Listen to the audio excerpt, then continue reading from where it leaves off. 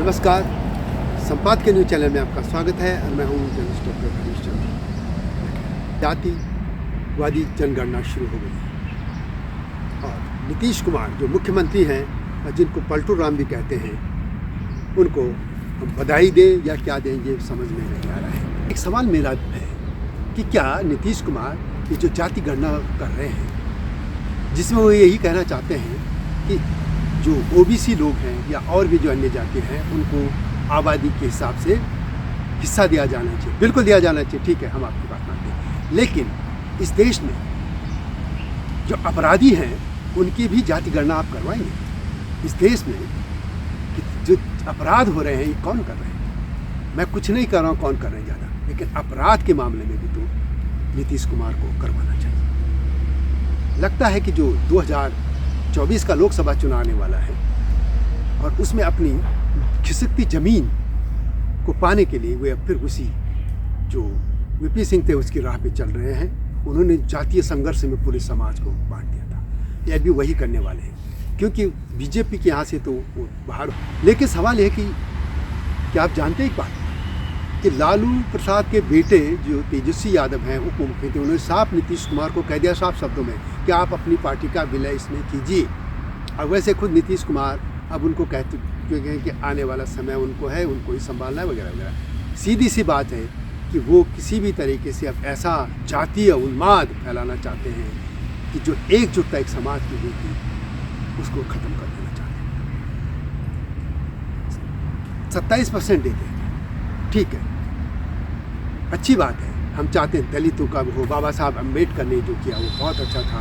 समाज का यदि किसी मनुष्य का एक हिस्सा यदि गल रहा है, सड़ रहा है, तो पूरा मनुष्य ठीक नहीं है। उसी तरह एक समाज का एक जो हिस्सा है उसको दिया जाना चाहिए।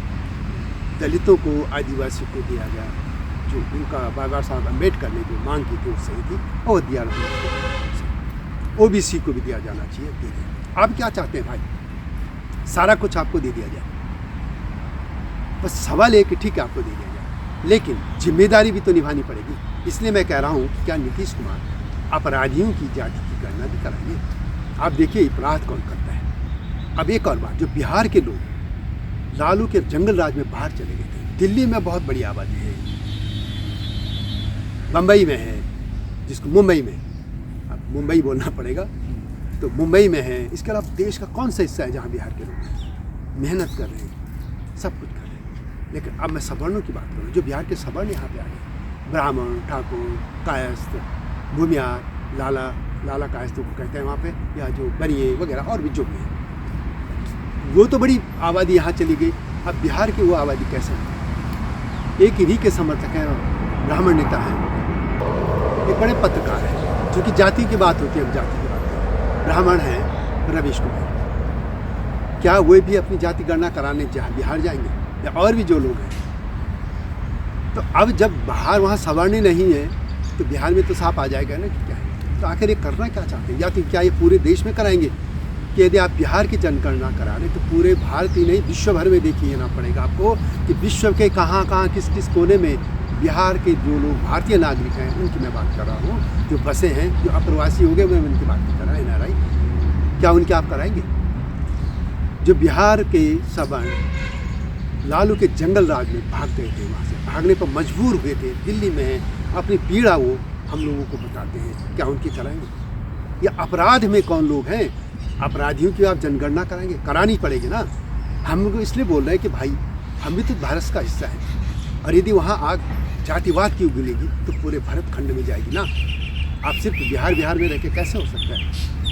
पूरा भारत हम सभी का है ना। यदि उत्तराखंड हम का मैं हूँ और उत्तराखंड पे भी आपका भी उतना हक है। यदि उत्तराखंड का मुख्यमंत्री कोई गलत काम करता है तो पूरे भारतवासियों को उसका विरोध करना पड़ेगा। किसी का भी, चाहे तमिलनाडु हो, पंजाब हो, जम्मू कश्मीर हो, या गुजरात हो, या नॉर्थ ईस्ट में यदि कोई मुख्यमंत्री गलत तरीके से काम करता है तो पूरे भारत को एकजुट करना पड़ेगा। इसलिए मैं बोला क्योंकि भारत मुझे प्रिय है। हम नहीं चाहते कि पूरे समाज में इस तरीके की फिर से आग जो वीपी सिंह के ज़माने में हुई थी, वो मैंने खुद दिल्ली में देखा होता हूँ, मैं दिल्ली आ चुका था। तो अब ये बताइए कैसे चलेगा? नीतीश कुमार जी, मुझे एक और बात कहनी थी। मुझे याद है कि बिहार में एक रैली हो रही थी, तब आप मुख्यमंत्री थे और प्रधानमंत्री पद के कैंडिडेट थे नरेंद्र मोदी, ये 2014 की बात है। हम लोग वहाँ कवर करने गए थे और वो जो पटना मैदान है, जो पटना का लाल जो भी मैदान है इसका, उसमें हम लोग थे और वहाँ बम फूट रहे थे। बाद में हम सामने एक होटल से देख रहे थे बम कैसे फूट रहे थे। अब देखिए, हम लोग तो किसी तरह बच गए। आपकी जिम्मेदारी थी ना, आप मुख्यमंत्री थे, बिहार के एक भी आदमी की, वहाँ कुछ लोग मारे गए थे, घायल हुए थे, वो तो शुक्र है कि उन बमों की जो तीव्रता थी वो कम थी। आखिर इंसान कहाँ का मरा, नागरिक बिहार का, क्या आपकी जिम्मेदारी थी? वहाँ पे कहीं चेकिंग नहीं हुई थी। जब आपको पता था कि ये आज मोदी वहाँ आ रहे हैं, कोई भी आता, मैं मोदी की बात नहीं कर रहा हूँ, यदि आप राहुल गांधी जाते हैं, उनको सिक्योरिटी है, या दूसरे दलों के नेता भी, उनको यदि इस तरह का थ्रेट है तो उस सभा की जिम्मेदारी आपकी बनती है। हर एक स्टेट में उसी की बनती है जिसके बाद लॉ एंड ऑर्डर बनती है। तो वहाँ पे आपने क्यों नहीं किया? आप कैसे? मैं सिर्फ इसलिए नहीं कह रहा हूँ कि नीतीश कुमार, जो भी मुख्यमंत्री इस तरह की बात करेगा या नेता, उनको इस सवाल का जवाब देना ही होगा कि क्या वे इस भारतवर्ष को, पूरे समाज को फिर से जातीय देश में बांटना चाहते हैं, उन्हीं लफ्टों में जो वीपी सिंह के ज़माने में चली थी। और दूसरा, क्या आप अपराधियों की भी जाति गणना कराएंगे? अपराधियों की भी जाति गणना होनी चाहिए कि ये समाज के लिए कितना जवाबदेह है। कौन माता पिता अपने पुत्रों को, बेटियों को कितना समाज के लिए जवाबदेह बना रहा है? बनाइए ना। सिर्फ क्या सवर्णी मरते रहेंगे यदि आप जाति में बांट देंगे? मैं नहीं कह रहा कि जिस समाजों में, इस समाज में बहुत अच्छे लोग होंगे, लेकिन मैं सिर्फ अपराधियों की बात कर रहा हूँ। ये ब्राह्मण है, सब अपराधी है, तो उनकी भी लिस्ट बननी चाहिए।